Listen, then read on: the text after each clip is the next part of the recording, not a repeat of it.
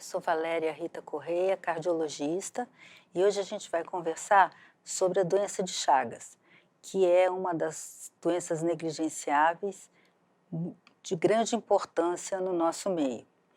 A nossa proposta é falar da doença de Chagas aguda, da doença de Chagas crônica, o diagnóstico, tratamento, acompanhamento, e gostaria de dar uma pincelada em relação à nossa experiência no tratamento de doentes com doença aguda e crônica.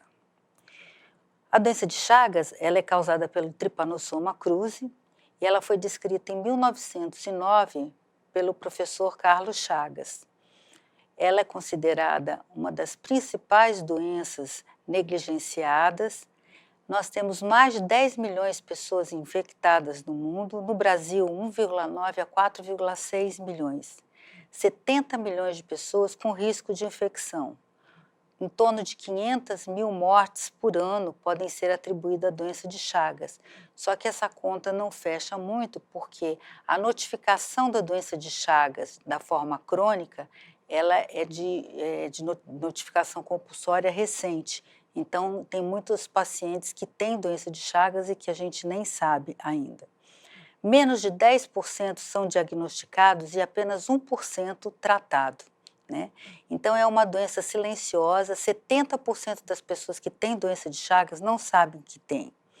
E é uma causa de morte muito importante. E ela se tornou um grande problema de saúde pública a partir do momento que o paciente, em fase de trabalho, ele tem que ser aposentado, além de ser internado, e o custo dessas internações é muito caro, com marca-passo, cardiodesfibrilador implantável, ressincronizador, que são equipamentos muito caros. O custo anual é em torno de 627,46 milhões por ano, né? Sendo que esse custo ele foi calculado em países que não são endêmicos, como o Canadá e os Estados Unidos. Então, a distribuição das espécies de relevância epidemiológica são o triatoma, o Ródinos e o Panstrógilos, sendo que o triatoma ele foi decretado como extinto, o que causou uma grande dificuldade na manipulação da doença. Por quê? Porque as pessoas começaram a acreditar que não existia mais a doença de Chagas, o que não é uma verdade. O triatoma, em festas, ele sim foi erradicado, mas a gente tem as outras espécies que continuam causando doença de Chagas vetorial. Na Amazônia, nós temos 14 espécies de triatomíneos e delas 10 são infectados por T. cruzi. Esse gráfico mostra para a gente o número de casos, né? E a gente vê, em azulzinho é o norte. Então, no passar do tempo, o norte sempre crescendo com o número de casos de doença de Chagas. Esse gráfico aqui embaixo é o número de pacientes, né, por 100 mil habitantes. E você vê que, novamente, nós no norte continuamos sendo a incidência muito alta, enquanto que os outros estados é bem baixinha. Teve uma redução da prevalência muito grande, mas mais de 10 a 15 mil mortes estão relacionadas à doença de Chagas. Então, apesar dessa diminuição importante, a gente ainda tem uma incidência muito grande de mortalidade pela doença. A infecção por Trypanosoma cruzi em gestantes, ela tem uma prevalência em torno de 1,1. Isso representa 34.629 mulheres e em torno de 600 crianças nascendo com infecção congênita. Né? É uma taxa muito semelhante das estimativas dos outros países. E o potencial risco de transmissão vetorial urbana aqui no Tocantins é uma coisa que chama muita atenção. Quando a gente faz o levantamento dos locais onde foram encontrados barbeiros contaminados, a gente vê que, diferente de ser a zona urbana, a zona rural, a gente tem muitos barbeiros encontrados na zona urbana, dentro de prédios de colégio, de UBS, hospital, né, dentro de domicílios, e isso é uma coisa que preocupa muito, porque a doença ela chegou até a gente, né? Em Araguaína, até 2021, foram notificados 25 casos agudos. E a outra coisa que chama atenção é o quê? É que o caso agudo, quando ele é de contaminação oral, normalmente eles são surtos, então são várias pessoas, então ele tem uma visibilidade muito maior, diferente do caso vetorial, que normalmente é um caso isolado, e aí então a sensação que se tem é que não se tem mais contaminação vetorial, o que não é uma verdade. Aqui no norte, as causas de contaminação oral mais frequentes são o palmito de babaçu, o açaí menos, abacabo bastante, e a transmissão vetorial, como eu já falei, bastante intensa. Então, em 2006, houve a certificação de interrupção da transmissão da doença de Chagas pela OPAS, o que causou uma grande dificuldade na gente continuar a seguir essa doença, porque a sensação que se teve é que acabou, que não tem mais, o que não é uma verdade. O risco da transmissão vetorial, ele continua, ele persiste. E tanto é que agora, em maio de 2020, começou a ser colocado como notificação compulsória os casos de Chagas crônico. Então, com isso, a gente vai ter uma visibilidade muito maior do número de pacientes contaminados, do estadiamento deles e das complicações. Quando a gente fala na patogênese da cardiopatia chagásica crônica, a gente tem que pensar o seguinte: na fase aguda, existe o parasitismo tissular. A gente tem muito parasita e a gente tem uma resposta imune ainda muito sutil. Na fase crônica, a gente persiste esses parasitas, porém o processo inflamatório ele começa a ser de baixa intensidade, mas sempre mantido. Quem vai levar a necrose, fibrose reativa e fibrose reparativa é exatamente essa agressão tissular, que é estimulada por quem? Pelo sistema imune. E esse sistema imune, então, ele tem um desequilíbrio, né? E dependendo de para que lado ele vai, a gente vai ter esse paciente evoluindo para a forma indeterminada ou para a forma crônica, cardíaca, digestiva, ou ambas. E a hipótese neurogênica, ela é embasada pela depressão neuronal, tanto intracardíaca, como a nível de esôfago, como a nível de cólon. Então, aqui nós vemos a fase aguda, onde a gente tem muito parasita, tem uma miocardite, e aí a gente tem a imunidade inata atuando. A gente tem muitas citocinas e quimiocinas. Já na doença crônica, o que acontece? O parasitismo é de baixo grau e a resposta das células T, com o aumento das citocinas, das quimiocinas e do fator de necrose. Esse predomínio do ambiente inflamatório é que vai levar ao comprometimento cardíaco, enquanto que na forma indeterminada a gente tem o predomínio do ambiente regulatório, tá certo? E esse predomínio do ambiente inflamatório vai levar, então, a alterações com bradicardia, arritmia, morte súbita, disfunção ventricular e insuficiência cardíaca refratária. Então, o controle, né, a desregulação desse balanço é que vai fazer com que a gente, então, defina se esse paciente vai ser um paciente na forma crônica ou na forma indeterminada da doença. Dentro das interações entre os mecanismos imunes, a gente tem o quê?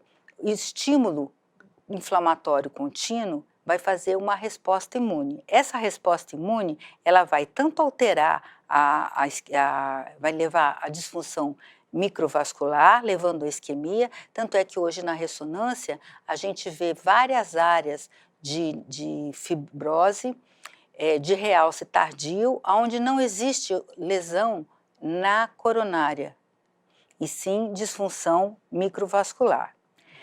Além disso, a disfunção mitocondrial vai levar ao dano no miocárdio, levando à fibrose reparadora. E essa fibrose, então, com o passar do tempo, leva à dilatação e insuficiência cardíaca, além de desorganizar o sistema de condução, levando à arritmia, assim como o dano neuronal e a denervação autonômica. Então, a nível de sistema excitocondutor, esse distúrbio de condução pode levar a bloqueios atrioventriculares, intraventriculares, arritmias ventriculares, arritmias atriais, e essa alteração, essa dilatação cardíaca vai levar à disfunção ventricular, levando à insuficiência cardíaca. A insuficiência cardíaca, ela vai propiciar a formação de trombos, de trombose cavitária, e uma outra característica da doença de Chagas é o aneurisma apical.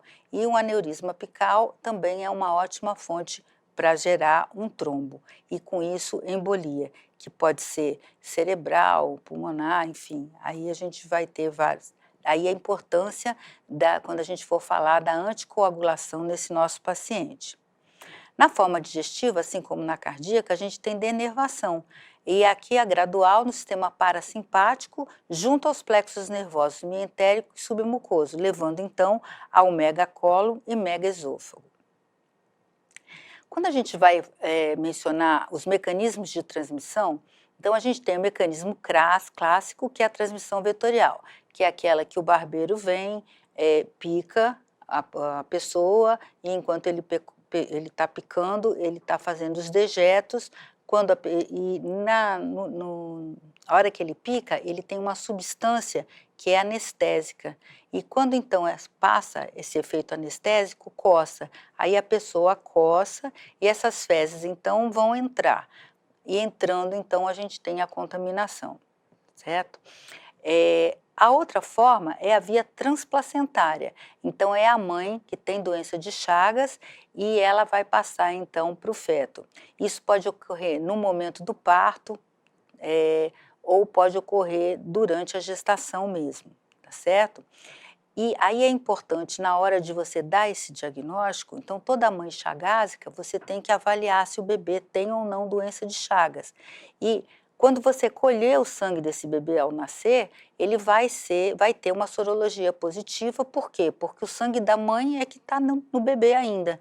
Então a gente tem que fazer um controle dessa sorologia para ver se ela mantiver ou subir, é que esse bebê está infectado. Se ela mantiver e cair ou diminuir, é que realmente ele só tinha os anticorpos da mãe, né? E aí, se o bebê tiver sintomatologia, aí sim a gente tem que fazer a pesquisa a fresco para procurar o parasita. Em relação à transfusão de sangue e hemoderivados, hoje os bancos de sangue eles têm uma atenção grande em relação a isso, né? E vários dos pacientes que a gente atende no ambulatório, eles vêm do banco de sangue, então eles têm uma sorologia positiva e vêm para serem investigados então. A contaminação oral por bebidas, alimentos contaminados hoje o que a gente tem de mais importante, que está mais na moda, né? Mas a gente tem que lembrar que, apesar de ser o mais falado, a gente não pode esquecer os outros meios de contaminação. O transplante de órgãos sólidos e de medula também, e acidente com material biológico, principalmente em laboratórios, né? E uma coisa importante é o que? É o período de incubação de cada uma dos mecanismos de transmissão. Então, o vetorial é 4 a 15 dias, o oral 3 a 22, transfusional é maior, 30 a 40, né? Acidente de laboratório, 20 dias após a exposição, e depende muito da carga parasitária que você recebeu. E as outras formas a gente ainda não tem um período definido. Como é que a gente vai dar o diagnóstico clínico laboratorial? Então, a partir do momento que você suspeita que esse paciente tem um quadro febril, ele tem uma história epidemiológica, a gente vai então pensar na doença de Chagas aguda. A doença de Chagas aguda é quando a gente tem uma parasitemia muito grande. Então, a gente sempre vai procurar o parasita, a pesquisa a fresco. Então, são lâminas coradas de gota espessa ou esfregaço, creme leucocitário, strote ou microhematócrito, e a soroconversão também é considerada como um diagnóstico de fase aguda. Nós tivemos um paciente que ele teve a sorologia e o parasitológico negativo, e aí ele evoluiu com tamponamento, e aí fizemos novamente a sorologia, ele tinha tido a soroconversão. E hoje a gente tem o teste rápido, que é um teste semelhante a esse que faz com o Covid, e a gente então pode dar esse diagnóstico. Então, a partir do momento que você tem os sinais ou epidemiologia para a doença de Chagas, aguda, a gente sempre vai ter a febre, né? A gente vai primeiro procurar o parasita, se for positivo e a gente trata, se for negativo, existe questionamento da gente fazer o PCR, que é a reação de cadeia polimerase, mas é uma coisa que no nosso meio a gente não tem com facilidade. E se for crônico, a gente tem o quê? Principalmente na nossa região, nós temos várias patologias que têm reação cruzada. Então, é importante pelo menos 2 sorologias para que a gente confirme esse diagnóstico.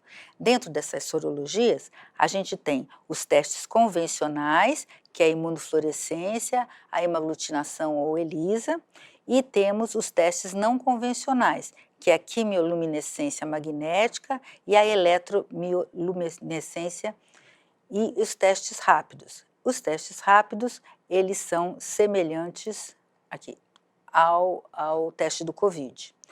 É importante ressaltar que Machado Guerreiro está em desuso, não existe mais. É um teste de baixa sensibilidade, de baixa reprodutibilidade, certo? A reação cruzada dos testes sorológicos, como a gente já falou, principalmente com leishmaniose visceral, que é muito frequente na nossa região, tem que ser sempre lembrada. Quais são as principais doenças que a gente pode confundir com doença de Chagas na fase aguda? A leishmaniose visceral, ela de novo, e aí depois a gente tem malária, dengue, febre tifoide, toxo, mononucleose, esquistossomose, coxsackie, sepsis, leptospirose, enfim, um monte de outras. Mas a leishmaniose, a gente sempre tem que pensar nela. Esse slide, ele vai mostrar a vida da doença de Chagas. Então, aqui a gente tem a contaminação pelo triatoma Rodnos, o triatoma, o Rodnos e o Panstrógelos, e ela pode ser oral, vetorial, o congênito, e a partir do momento que você tem a contaminação pelo tripanossoma, na fase aguda a gente vai ter febre, anorexia, o sinal de Romagnand e o chagoma de inoculação. Nessa fase, a gente tem uma parasitemia alta e, do ponto de vista sorológico, a gente praticamente não tem anticorpos. Aí, a partir do 10º dia, a gente começa a ter, então, a produção de anticorpos, e aí é a hora que a gente já começa a poder dosar. Com 4 a 8 semanas, a gente tem bastante IgG, e aí você vê que a parasitemia, ela vai caindo. Nessa fase, ele já está entrando na fase crônica, né? Essa fase crônica, ela vai poder ser assintomática, né? Se a gente tratar esse paciente, a chance de cura, quanto mais precoce for o dado diagnóstico e o tratamento, mais chance de cura ele vai ter. E nas formas, ele vai poder evoluir na forma indeterminada, que é onde ele vai ter sorologia positiva, porém não tem nenhuma alteração. Ou na forma cardíaca, em torno de 20 a 30% dos pacientes evoluem para ela, o megaesôfago e cólon 10 a 15% e a cardiodigestiva 1 a 5%. Os eventos imunológicos e a resposta inflamatória, como a gente já falou, é quem vai determinar a evolução para as formas da doença de Chagas. Na fase aguda, então, a gente tem bastante parasitemia. O paciente pode ser assintomático ou pode ter febre, chagoma de inoculação, sinal de Romagnand, adenopatia generalizada, edema, e nós vamos ver algumas fotos onde o edema periorbitário e edema de membros inferiores, ele é muito característico. No eletrocardiograma pode ter taquicardia sinusal, um BAV de 1º grau, complexos de baixa voltagem, alterações da onda T. E no eco, o derrame pericárdico é muito frequente. As miocardites e meningoencefalites, elas demonstram um quadro muito grave. Na forma crônica indeterminada, como já falamos, é o paciente que vai ter duas sorologias positivas e não tem nenhuma alteração a nível de eletro, raio-x e nem clínica. Porém, hoje, com a ressonância, a gente tem notado que existem pacientes que têm um Doppler tecidual, deformação de Strain, que são muito mais sensíveis.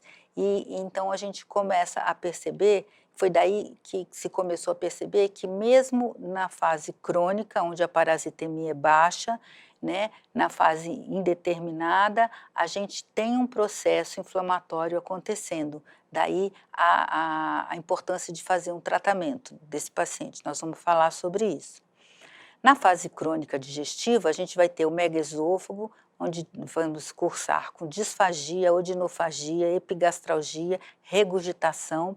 Cialorreia é uma coisa muito importante e esse paciente com cialorreia, ele pode broncoaspirar e fazer pneumonia. Megacólon, constipação, fecaloma, obstrução intestinal, volvo de sigmoide. E na forma cardíaca, a gente tem alteração do sistema de condução, levando a arritmias e a distúrbios de condução, bloqueios de ramo, o aneurisma apical e a insuficiência cardíaca. Então, aqui, nessas imagens, aqui a gente vê um paciente que tem um bloqueio de ramo e aqui ele faz uma pausa sinusal importante, né? Já aqui, ele faz uma taquicardia ventricular, tá vendo?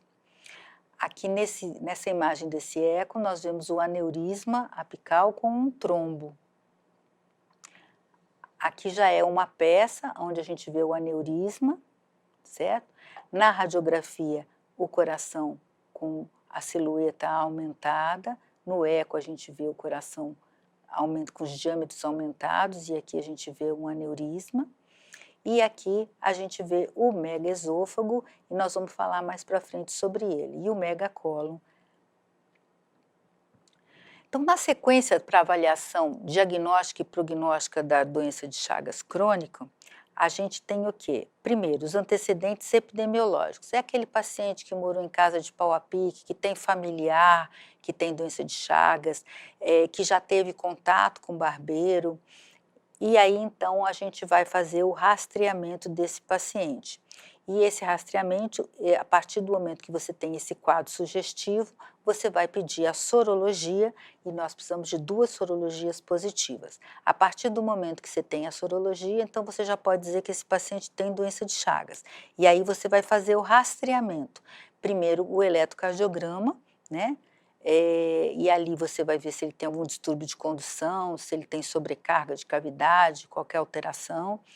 E depois você vai pedir o ecocardiograma para calcular a fração de ejeção e para então a gente poder já estadiar esse paciente se ele realmente tiver doença cardíaca de forma crônica.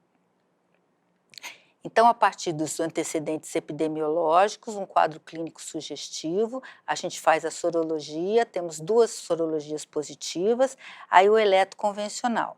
No eletroconvencional, é importante que a gente perceba o seguinte: existem situações que definem a cardiopatia crônica e existem outras que não definem. Então, por exemplo, uma bradicardia com uma frequência menor que 40, a gente tem que pensar em Chagas. Assim como extrasístole ventricular polimórfica. Se for uma extrasístole ventricular isolada, a gente já não pensa.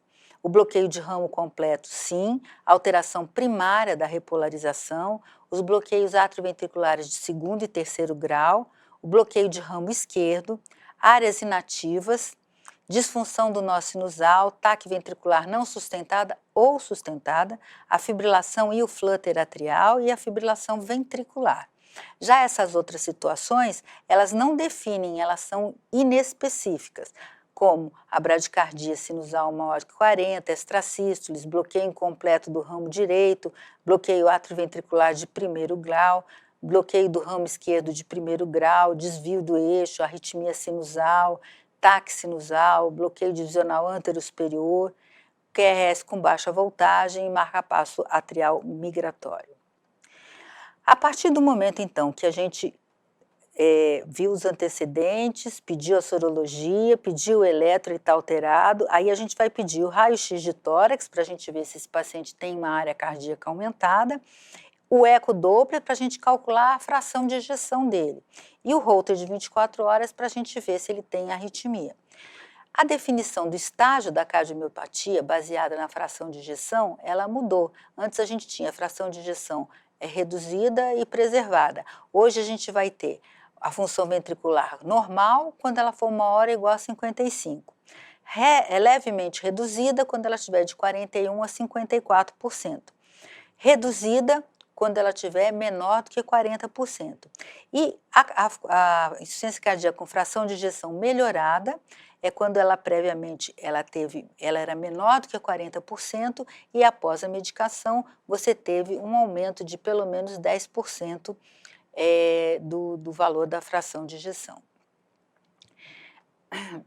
Bom, a definição do estágio da cardiomiopatia hipertrófica, ela vai ser caracterizada em estágio 1, é aquele paciente assintomático, que tem eletro, não tem disfunção, eletro normal, fração de ejeção normal, raio-x normal, enfim, não tem arritmia, e a fibrose miocárdica é aquilo que a gente falou. Agora, com a ressonância, a gente consegue visualizar coisas que a gente não via. Então, ela pode estar presente, mas ela não é significativa.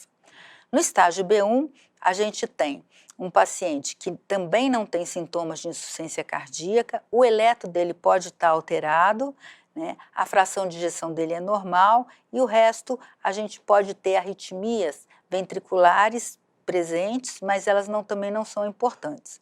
No estágio B2, ele também não tem sintoma, mas tem um eletro alterado, aqui já a fração de ejeção começa a estar diminuída, e a gente tem arritmia, tem fibrose. No estágio C, a gente já vai ter sintomas de insuficiência cardíaca, uma fração de ejeção diminuída e a gente vai ter esse paciente provavelmente já com cardiomegalia, com arritmia ventricular, com a ressonância alterada. E o estágio D, nós temos todas essas alterações presentes. O prognóstico desse doente, ele é dado pelo score de Hasse. E o score de Hasse ele é bem interessante, porque a gente avalia a classe funcional do paciente, se for 3 ou 4, que é aquele paciente que tem sintomatologia de dispneia, cansaço, aos pequenos esforços e em repouso, valendo 5 pontos, a cardiomegalia no raio-x, as alterações segmentares no ecocardiograma, taquicardia ventricular no Holter, baixa voltagem no QRS e sexo masculino. Então, quando ele está de 0 a 6 pontos, a gente tem um paciente de baixo risco. Já quando ele está de 12 a 20, a gente tem um alto risco, uma mortalidade em torno de 84%. Agora, em 2023, saiu a diretriz de doença de Chagas atual. E o que isso impactou na nossa prática médica? Bom, a primeira coisa, isso foi uma coisa muito importante. Antes, como é que a gente classificava os graus de recomendação? Era assim, eram estudos consenso que todo mundo achava que era, a classe 3 era aquele que ninguém achava que era, e era um negócio assim meio distante da realidade da gente. E agora, ela foi modificada para a forma grade, aonde os gestores, o profissional de saúde e o paciente, todos eles vão dar pitaco nessas recomendações. Então, isso se torna importante, porque é a mesma coisa que eu falar para o paciente que ele tem que comprar um remédio que custa 100 mil reais e vou falar que esse remédio é ótimo, então meu grau de recomendação é forte, e ele vai virar para mim e falar assim, então, só que eu não vou comprar porque eu não tenho esse dinheiro. Então, com isso, a gente consegue conciliar o paciente, o gestor e o médico, o profissional de saúde que está tratando. Então, essa mudança foi uma coisa muito importante. A segunda mudança nessa nova diretriz é o quê? A gente tinha vários consensos, várias diretrizes, onde a gente tinha, às vezes, divergência de conotação, de colocação, de conduta. Então, foi feita uma grande revisão para que a gente chegasse num consenso único. A terceira é o quê? Baseado na patogênese, aonde a gente chega à conclusão que, mesmo na fase crônica, na fase indeterminada, intermediária, a gente tem uma parasitemia baixa e a gente continua esse processo inflamatório, então a ideia de tratar esse paciente com benzonidazol é uma coisa, então, que vale a pena, certo? Então, hoje, a fase aguda a gente sempre vai tratar. O paciente que tem HIV, com imunossupressão, que tenha reativado, a gente vai tratar. Na forma indeterminada, os pacientes menores de 50 anos, as mulheres em fase de gestação, ou a gente sempre vai tratar, e os maiores de 50 anos, a gente questiona se trata ou não, assim como os que já têm comprometimento cardíaco ou digestivo. A consolidação do score de Hasse na estratificação do risco dos pacientes é uma coisa importante, porque baseado nisso a gente avalia a mortalidade e aí a gente consegue escolher as melhores condutas para esse paciente. Aqui a gente tem um método mnemônico de guardar esse score de Hasse, que é o Chagas, né? Que é a classe funcional, hipocontratilidade, QRS diminuído, coração grande, arritmia no Holter e sexo masculino. Isso é muito interessante. Como a gente já falou da ressonância magnética, a gente consegue diferenciar as áreas isquêmicas de fibrose, se elas são, consegue ver a extensão, se elas são de etiologia da doença miocárdica ou de doença coronariana. Então, isso é uma coisa importante, até mesmo suportando a ideia do tratamento desses nossos pacientes. A classe funcional, baseada na fração de ejeção, que a gente já falou, é importante nas implicações terapêuticas, que baseado na classe funcional, na fração de ejeção, a gente então vai escolher o melhor tratamento para esse paciente. Então aqui a gente já falou sobre a classificação da doença de Chagas nos estágios evolutivos. E, baseado nessas alterações, a gente vai, então, escolher a melhor conduta terapêutica. A atualização do tratamento da insuficiência cardíaca, então, está baseada na fração de ejeção e a gente tem os novos fármacos. E, quando a gente for falar desses fármacos, a gente vai ver que a maioria deles, melhor dizendo, a gente não tem uma recomendação forte, porque em todos os trabalhos que a gente tem a utilização desses novos fármacos, não existe nenhum específico para a doença de Chagas. Então, a gente roubou ele da insuficiência cardíaca normal, né? Insuficiência cardíaca geral. Então, por isso que a gente não pode jurar que é aquilo, mas são todas as características para que seja. A ressincronização cardíaca no tratamento da insuficiência cardíaca, na doença de Chagas, ela tem uma resposta pior do que de outras etiologias, porque na doença de Chagas a gente normalmente cursa com bloqueio de ramo direito, né? E a ressincronização ela é legal quando a gente tem bloqueio de ramo esquerdo. A cardiodesfibrilação implantável, né, é uma coisa que a gente utilizou muito, assim, de uma maneira bem difusa, e hoje a gente está vendo que a gente não precisa disso tudo, né? E é importante a gente colocar o contexto social, humano desse paciente com doença de Chagas, e com isso a gente dá um suporte maior a ele. Quando a gente vai avaliar os métodos complementares para que a gente possa tratar esse paciente, estadiar, bom, o eletrocardiograma sempre, o raio-x de tórax, assim como o ecocardiograma, né? Para a gente poder avaliar se ele tem alterações no eletro, bloqueio de ramo, bradicardias, extrasístoles, na radiografia para a gente ver se o coração está grande ou não, se tem congestão pulmonar, no ecocardiograma para que a gente possa avaliar a fração de ejeção, se tem aneurisma, se tem trombo. O teste ergométrico, ele é fortemente recomendado naqueles pacientes que têm dor precordial, palpitação, síncope, relacionadas ao esforço, para a gente poder afastar a doença isquêmica. Assim como no teste de esforço pré-transplante. O Holter das 24 horas, para avaliação diagnóstica é muito forte a recomendação, assim como para investigar palpitação, síncope, pré-síncope. E nos pacientes que usam marca-passo ou que usam desfibrilador ou ressincronizador, também é interessante fazer o Holter.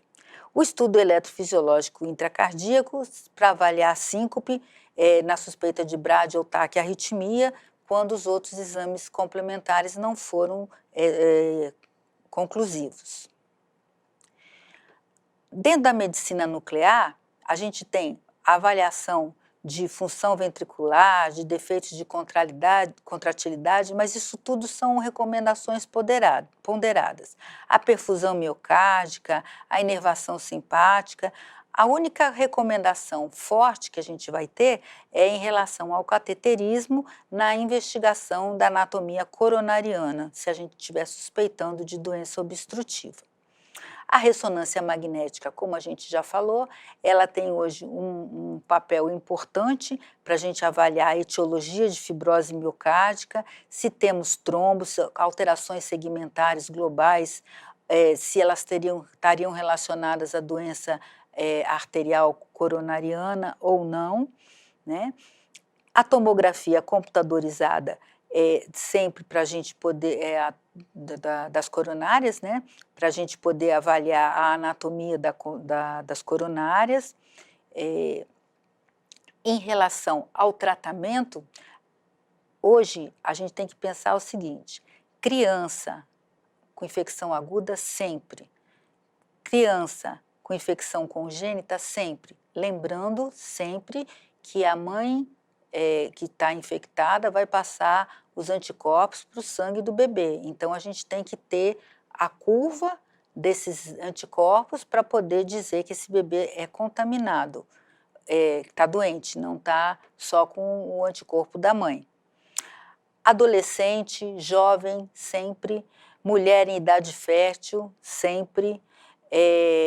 Paciente com infecção com HIV, também com recidiva sempre, né? Acidente biológico de laboratório, sempre. Se a gestante tiver uma síndrome clínica aguda, com miocardite, meningoencefalite, aí apesar da gente não recomendar a utilização de benzonidazol durante a gestação, aí é uma avaliação de risco-benefício. Adultos menores de 50 anos, sim, e pessoas com infecção crônica, né? Pessoas com infecção crônica, maiores que 50 anos, que já tenham lesão cardíaca ou esofágica, aí o tratamento ele perde um pouco o sentido. Como é que a gente vai tratar? No adulto, são 5 miligramas por quilo por dia, dividido em 2 a 3 tomadas do benzonidazol durante 60 dias, sendo que a dose máxima são 300 miligramas.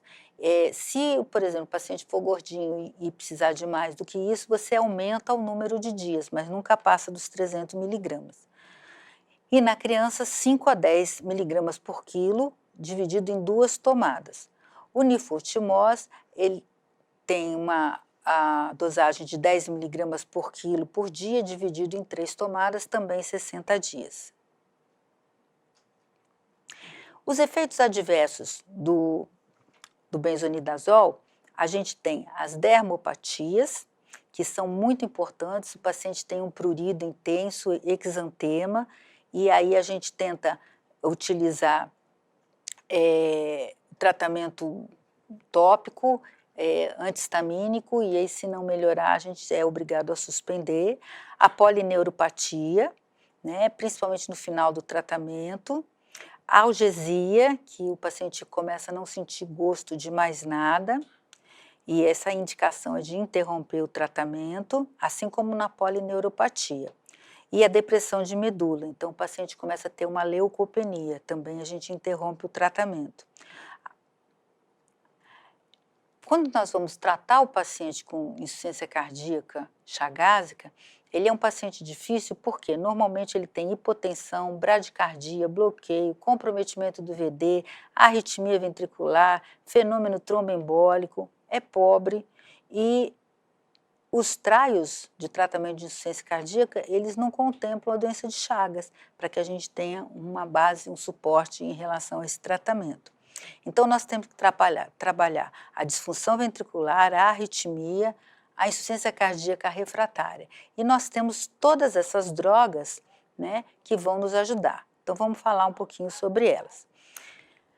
Como nós falamos, a fração de ejeção vai determinar a terapêutica que a gente vai utilizar. Então, no paciente que tem uma fração de ejeção menor do que 40%, sempre os diuréticos para o controle da congestão sistêmica e pulmonar.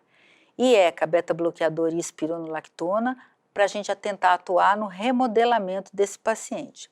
O inibidor de SGLT2, ele tem uma atuação muito importante na insuficiência cardíaca, mas não tem nenhum trial que mostre ele atuando na doença de Chagas. E aí, então, a gente, depois dessa avaliação, a gente tem as terapêuticas adicionais. Então, se mesmo beta-bloqueado, esse paciente ainda tem uma frequência cardíaca maior do que 70, a gente tem a ivabradina, que ele é um bloqueador seletivo das correntes de canal FANE. E ele vai inibir as atividades do marcapasso do nó sinusal sem alterar os padrões hemodinâmicos. Se esse paciente começar a ter tosse ou algum efeito adverso dos bloqueadores de canal de cálcio ou dos IECA ou dos BRAS, aí a gente vai poder associar a hidralazina com nitrato. Nas taquicardias ventriculares não sustentadas, a mildarona. Se eu tiver arritmia ventricular sintomática, a mildarona também, né? Se o paciente estiver em classe funcional 2 para 3, a gente pode trocar o IECA ou o BRA por sacubitril valsartan, que é o... E aí, nos pacientes sintomáticos com fibrilação atrial, para controlar esse ritmo, a gente pode usar o digital. Já nos pacientes com uma fração de ejeção maior, de 41% a 54%, os diuréticos sempre, né? Agora, tanto os IECA, os beta-bloqueadores e a espirona, eles têm uma recomendação moderada, né? A gente só vai ter recomendação forte em relação à mildarona nas arritmias ventriculares. Dentro das arritmias, a gente tem que fazer a prevenção da morte súbita, primária e secundária. Então, na primária, são aqueles pacientes que têm extrasístoles ventriculares isoladas e pareadas e taque ventricular não sustentada. E na secundária é aquele paciente que ou já teve uma parada e foi recuperado, ou já teve fibrilação ventricular, ataque ventricular sustentada, síncope e indução de taque ventricular sustentada no estudo eletrofisiológico, né? Então, a primeira coisa, a gente tem que diferenciar se essa arritmia ela é de etiologia isquêmica ou não, né? É importante que a gente veja o seguinte: se a gente tiver extrasístole isolada ou pareada como grau máximo de arritmia, a gente não precisa tratar, certo? Diferente do que a gente fazia anteriormente. Já os pacientes com cardiomiopatia chagásica e taque ventricular não sustentada, que tiverem no ecocardiograma disfunção global, se eles não tiverem sintomas, a gente vai poder utilizar o sotalol, a propafenona e a mildarona, certo?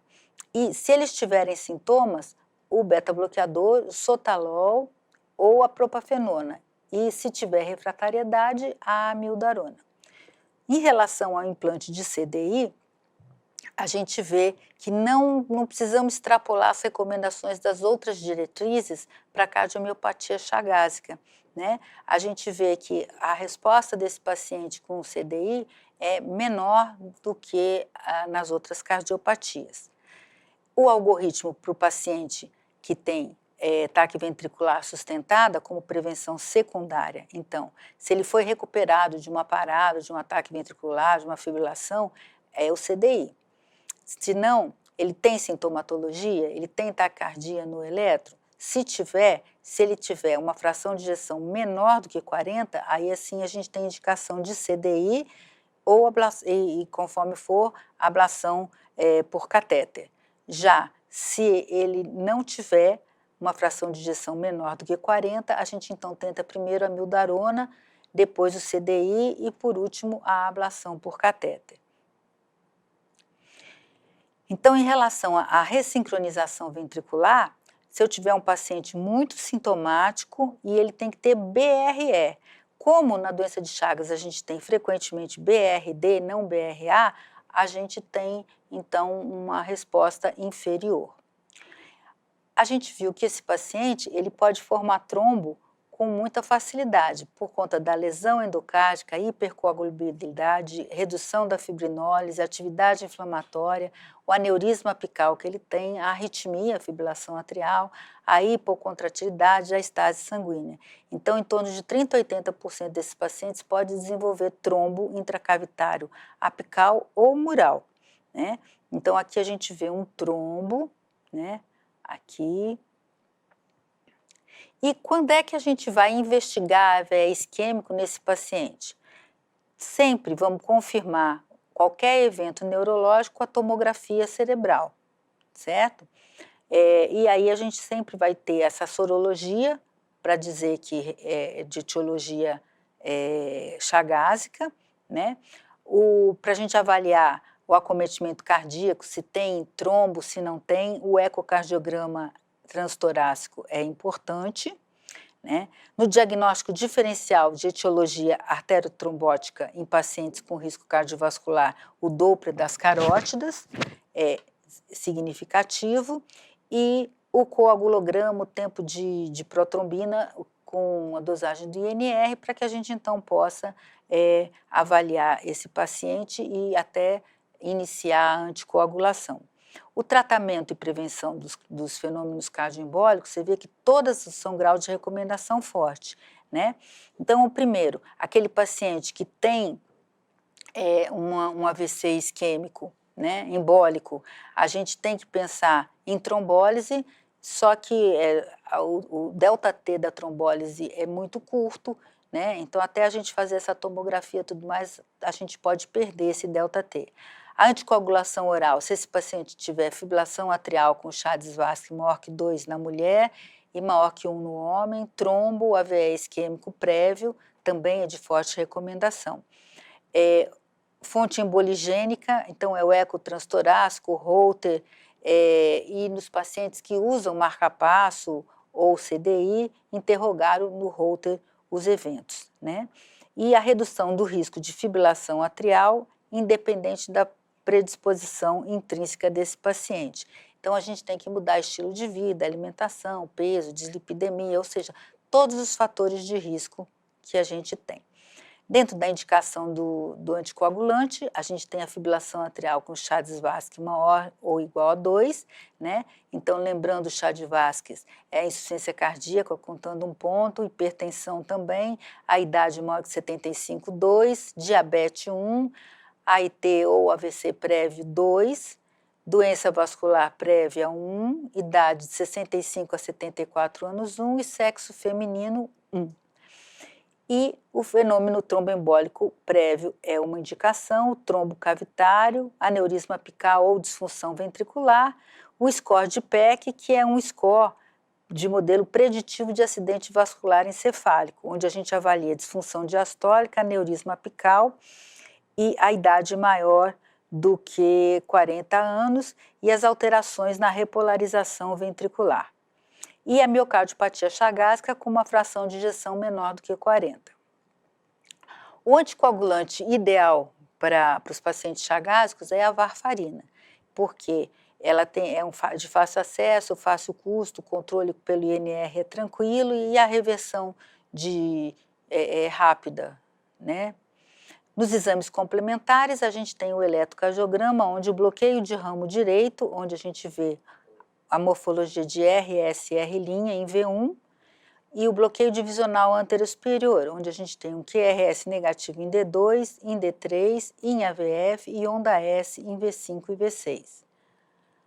A outra situação é a fibrilação atrial, onde a gente vai ter um RR irregular e as ondinhas Fs. As extrasístoles ventriculares, elas normalmente têm uma morfologia diferente do complexo de base.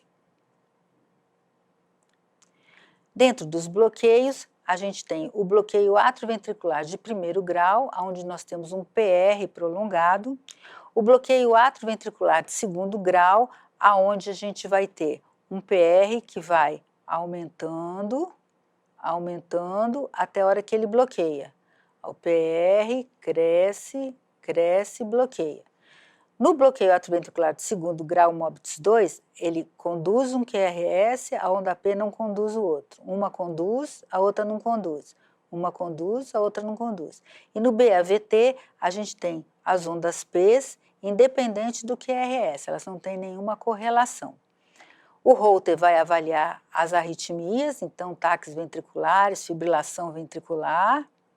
No raio-x de tórax, a gente vê a área cardíaca, onde a medida do índice cardiotorácico vai ser a razão do diâmetro transverso do coração e o diâmetro do tórax. Tem que ser maior do que 0,5. No ecocardiograma, a gente avalia anomalias de função, contratilidade, aneurisma apical. Aqui a gente tem um eco onde nessa parede septal a gente vê uma hipocontratilidade. Vamos avaliar se tem trombo também e a fração de ejeção. Aqui a gente tem um ápice com um trombo grandão. Aqui a gente tem uma hipocinesia difusa do ventrículo esquerdo. A ressonância magnética, como a gente falou, ela tem uma forte correlação na fibrose miocárdica detectada, né? E ela serve, então, para a gente diferenciar essa fibrose miocárdica pelo contraste da reação, pelo realce tardio do miocárdio. No esôfago, a gente pode fazer um raio-x de tórax e avaliar a velocidade de esvaziamento esofágico e o alargamento do mediastino. E podemos fazer o esofagograma, e aqui a gente tem aqui as características. No grau 1, a gente tem uma leve hipotonia.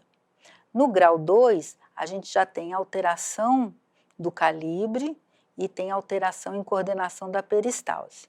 No grau 3, a gente tem alteração do calibre e a gente também tem aquele bico de pássaro, né? E no grau 4, ele senta em cima dele mesmo. Já o colo, esse paciente tem constipação e a gente sempre vai avaliar o raio-x de colo. Se for possível fazer um enema opaco, é melhor, mas se não tiver, pode ser só um raio-x onde a gente vai ver a dilatação, né? A gente pode ter fezes com aspecto de miolo de pão também. Agora nós vamos falar sobre a experiência que a gente teve em tratar os pacientes com doença de Chagas, crônica e aguda, aqui em Araguaína, no Tocantins. Esse ambulatório, ele foi formado através de pacientes com surtos de contaminação oral, esses foram os pacientes agudos, a triagem do banco de sangue, alguns casos de co-infecção e alguns de transmissão vertical, e outros casos vetoriais. Aqui a gente vê, nós chegamos a ter 291 pacientes, 291 pacientes atendidos, sendo que 47 eram chagásicos, 30 crônicos e 17 indeterminados. Então, nós tivemos um número de pacientes chagásicos grandes que foram atendidos e, nesse passado tempo, com a pandemia, a gente acabou perdendo muito desses pacientes que chegavam para a gente, né? Comparando a literatura e os nossos pacientes, a forma crônica foi mais prevalente, enquanto que na literatura a forma indeterminada foi mais prevalente. A idade mínima foi de 51 e a máxima de 70 anos, e ela não difere do padrão estabelecido pelas Nações Unidas, né? Foram encontrados 80% de mulheres na fase crônica e 70% na fase indeterminada. E o que sugere que a mulher acaba procurando muito mais médico do que o homem, né? Em relação à etnia, a gente teve uma maior frequência de chagásicos não branco, considerando que a prevalência foi encontrada na literatura nos grupos indeterminados. Em relação à naturalidade, a maior parte dos nossos pacientes foi do norte, né? Utilizavam álcool, tabagista e história familiar 55% dos chagásicos crônicos tinham história familiar positiva, não tinham história familiar positiva, assim como da forma indeterminada também não tinham. As alterações eletrocardiográficas, nós tivemos alteração eletrocardiográfica na maioria desses nossos pacientes. Assim como alteração radiológica, os pacientes com comprometimento cardíaco, 40% tinham um aumento da área cardíaca. No ecocardiograma, a disfunção ventricular, a sobrecarga volumétrica, o diâmetro do átrio esquerdo, a sincronia septal por conta dos bloqueios foram alterações frequentes. E a alteração valvar também, porque conforme o coração cresce, a válvula perde a coaptação, então levando à regurgitação. No nosso ambulatório, nós tratamos 131 pacientes crônicos, 28 indeterminados, 59 deles receberam Roxagan. E aqui, em relação aos nossos pacientes agudos, nós tratamos de 28 pacientes, né? Nos pacientes onde a contaminação foi vetorial, a gente vê que a dispneia, a miocardite e a serosite foram mais predominantes. Na contaminação oral, os sintomas gástricos, como dor abdominal, hepatosplenomegalia, vômito e úlcera, foram mais predominantes.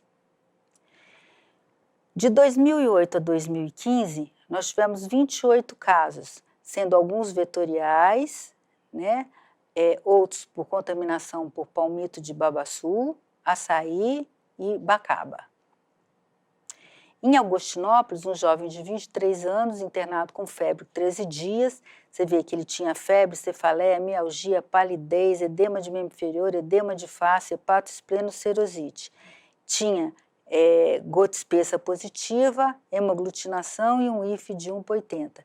Ele já iniciou com alteração no eletro, com eco, com aumento do ventrículo esquerdo, mas ainda tinha uma função normal. Ele iniciou o tratamento e não retornou, a gente não sabe o que aconteceu com ele. Em Axixá, com palmito de babaçu, nós tivemos uma família, né, todos com gota espessa positiva, e a gente vê que a febre, a palidez, a dor abdominal e a dor torácica foram mais prevalentes. E eles foram tratados e depois do tratamento a gente teve um IF já de forma indeterminada. Em Esperantina, a gente foram 2 pacientes, um com RAI, ELISA e IF positivo, eles já chegaram tardiamente, apesar de terem iniciado o tratamento de forma aguda, mas a gota espessa deles não foi positiva. E aí a gente iniciou o tratamento e aí depois repetimos a sorologia e aí a gente tinha já uma sorologia indeterminada em um e no outro bem reduzida em relação ao outro, mas depois ele não voltou para a gente saber. E esse um que teve 2.560 de IF, né, 1 para 2.560, ele já tinha alteração no eco e no eletro. Em Tocantinópolis, tivemos a contaminação também de uma família por açaí, e aqui a gente vê que febre, cefaleia, mialgia, palidez, dispneia, edema de face, de membro inferior, serosite, exantema, tiveram tudo.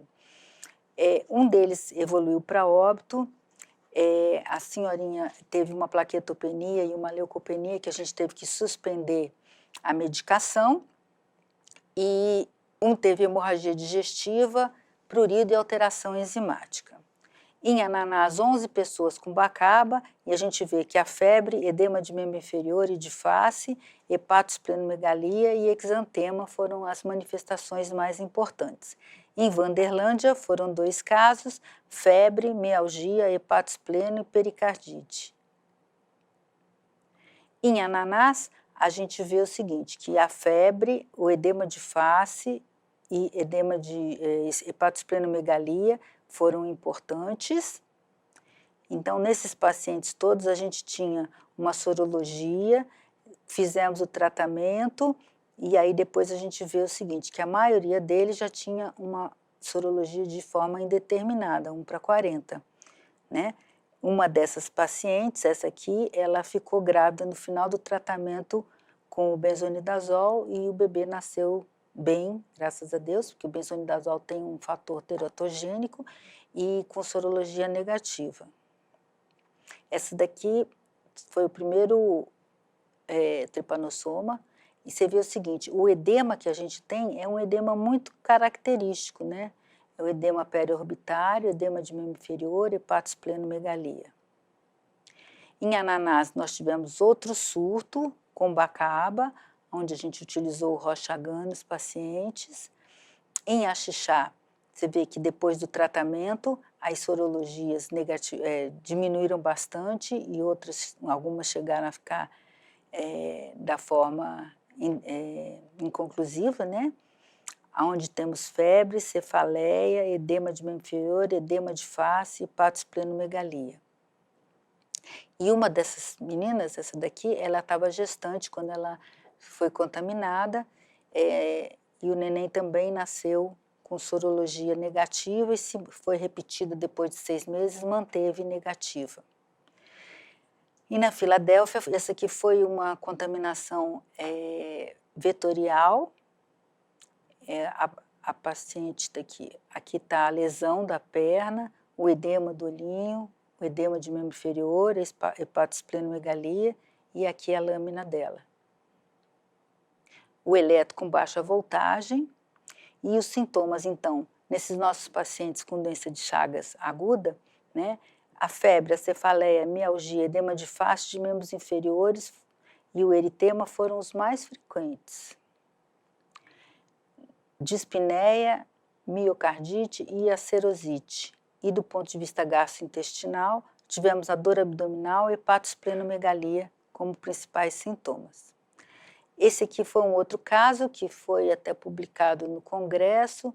Foi um paciente que ele foi matar um inseto e esse inseto era um barbeiro que estava contaminado e espirrou no olho dele. Ele começou a ter febre, foi internado, foi feito sorologia para Chagas negativo, para leishmaniose, lembrando da reação cruzada, positivo. Aí iniciou o tratamento com glucantine, ele tamponou e aí quando ele foi para o hospital para resolver o tamponamento dele, foi feita uma nova sorologia onde teve a virada imunológica, caracterizando então a doença de Chagas aguda. Aí ele começou a tratar com benzonidazol e melhorou e está bem com sorologia negativa hoje. Com co-infecção nós tivemos 10 pacientes e lembrar que todo paciente com HIV que tiver recidivado, ele tem que ser tratado, né? A gente monitora ele pelo CD4. A ressonância, ela ajuda na avaliação desse paciente, né? E a gente sabe que a recidiva principal que a gente vai ter como a manifestação da recidiva é a meningoencefalite. Então, esse é um quadro muito grave. Então, dentro dos tratamentos para os pacientes com T-Cruz e HIV, a gente sempre que ele tiver sinais de co-infecção com sorologia positiva, uso de terapia antirretroviral, reativação com benzonidazol, são indicações fortes da gente voltar a tratar esse paciente com benzonidazol. As reações adversas do benzonidazol são as que a gente teve, né? Foram náuseas, dermatite e leucopenia. E uma coisa importante é a gente avaliar o seguinte, todo paciente com doença cardíaca grave, ele tem direito à aposentadoria precoce. Então, existem algumas avaliações médico-trabalhistas para que a gente possa beneficiar esse nosso paciente que já é tão sofrido, né? Então, é importante que a gente defina a cardiopatia grave e lembrar o seguinte, que um paciente, por exemplo, que tem um bloqueio e coloca um marca-passo, ele vai ser considerado que o problema dele resolveu, então que ele não é mais um paciente grave, tá certo? Então, o score de RACE é quem vai determinar a gravidade desse nosso paciente, o prognóstico dele, para que a gente então possa ajudá-lo. A nossa responsabilidade é romper com o ciclo da negligência. É fundamental que a gente eduque as pessoas sobre os fatores de risco dessa infecção que ainda existe, que não é uma coisa do passado, e a gente tem que contar com protocolos para a gente manejar, dar diagnóstico atualizados, né? A gente tem que treinar esses profissionais para que a gente possa atuar, porque a gente já viu que quanto mais precoce a gente atuar na doença, mais chance a gente tem desse paciente ter o critério de cura e não evoluir para a forma crônica. E é importante que a gente tenha insumos para oferecer para esse paciente, tanto do ponto de vista de tratamento quanto de diagnóstico.